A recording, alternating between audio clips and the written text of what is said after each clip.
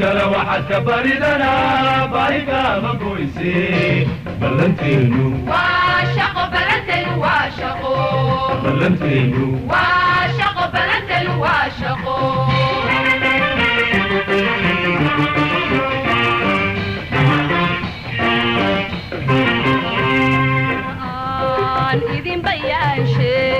halkani waa dhul beereedka gobolka Faafan gaar ahaan degmada Shabeelley tuulo hoosaadka Hanjab waa dhul carrasan ah oo ku haboon wax soo saarka beeraha gaar ahaan dalagyada kala ah baradhada basasha qamadiga iyo waliba geedgaabka ay ka mid yihiin yaanyada iyo basbaaska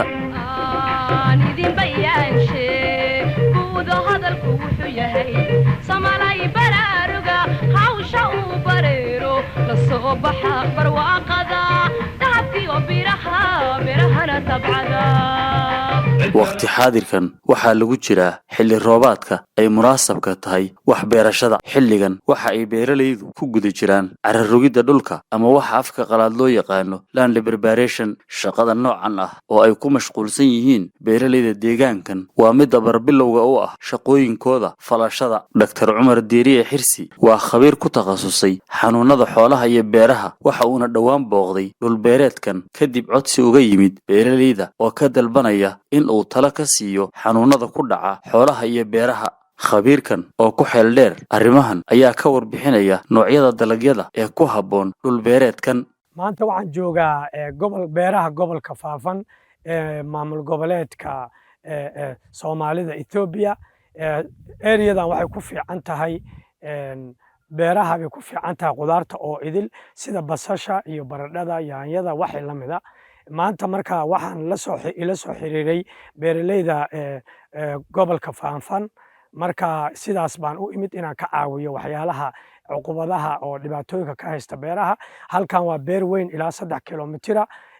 waxa way ciideedu way fiican tahay meesha hadda aan taagana waa dam ilaa 5 dam oo waaweyn ayaa ku yaala waa 3 kilomitir hadda waxay sameynayaan land preparation intaysan waxba beerin ayaa waxaan rabaa inaan kala taliyo waxay ku beeri karaan iyo qaabka u beerayaan sida maaragtay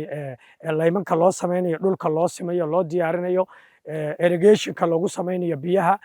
waxyaalahaas oo dhan markii la beerana sida loo beerayo seedka nooca ku fiican meeshan oo lagu beeri karo gobolka Faafan isla markaasna sidii dhulka loo diyaarin lahaa ilaa beertu soo go'do inta u dhaxaysa oo ay ku jirto irrigationka uu la socdo marka runtii waxa way meeshan meel beer aad ugu fiican wayaan Bedel Cabdi Aydiid waa mid ka mid ah xirfadlayaasha beeralayda gobolkan waxaana kula kulannay xilli uu ku jiray hawl maalmeedkiisa shaqo waxa uu sharaxayaa hawlaha dhul diyaarinta maadaama loo diyaar garoobayo xilli roobaadkii guga waxaan u diyaarinay waa dhulkan waa dhul ilaa 3 hektar waxaan u diyaarinay inaan xabuub ku abuurno xabuubkii waa noo diyaar dhulkii waa noo diyaar hadda waxaan ku jirnaa inaan macnaha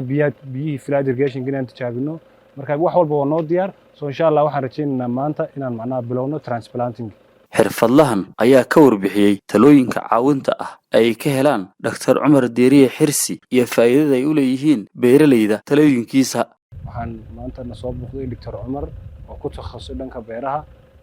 anagoo goobtayda shaqo joogna oo land preparation ku jirna aad baan u soo dhaweynayaa doctorka oo naga caawinayo qaybaha basasha koroobka kale vegetable-ka wax badan soo aad baan ugu faraxsanahay in maanta doctorku na soo booqdo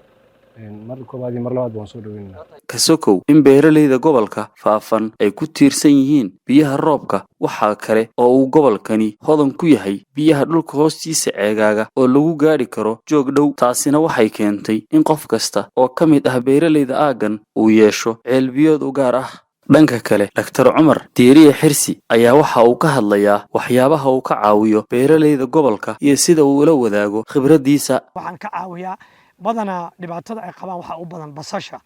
cudurrada ku dhaca oo aysan hore u aqoon gobolkan Faafan basasha laguma beeri jirin waxa lagu beeri jiray qalaafe iyo goday hadda businesska xoogiisii wuxuu u soo wareegay qaybtan Faafan maadaama ay u dhowdahay customerkii oo ilaa Ethiopia oo dhan basasha ay Soomaalidu geyso marka xagga basasha ayaan aad uga caawiyaa cudurrada ku dhaca oo aysan markii hore khibrad u lahayn maadaama aan lagu beeri jirin deegaankan wax basala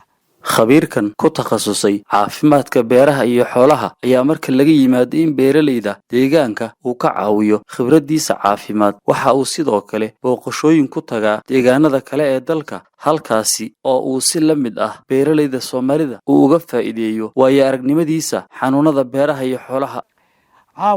waa markii saddexaad aan u imaanayo oon ka caawinayo horumar bay sii samaynayaan marka ka dambaysa waana meel basashu halkan deegaankan waa deegaanka kaliya Itoobiya oo dhan basasha maarta u soo saara marka aad bay uga faa'iideen intii aan u imid cuduradii bay barteen basashana cudurkeedu ma badna dhulka kaliya preparationka in loo habeeyo mooyaane iyo ciidda lagu beerayo inay tahay ciid basasha loogu talagalay.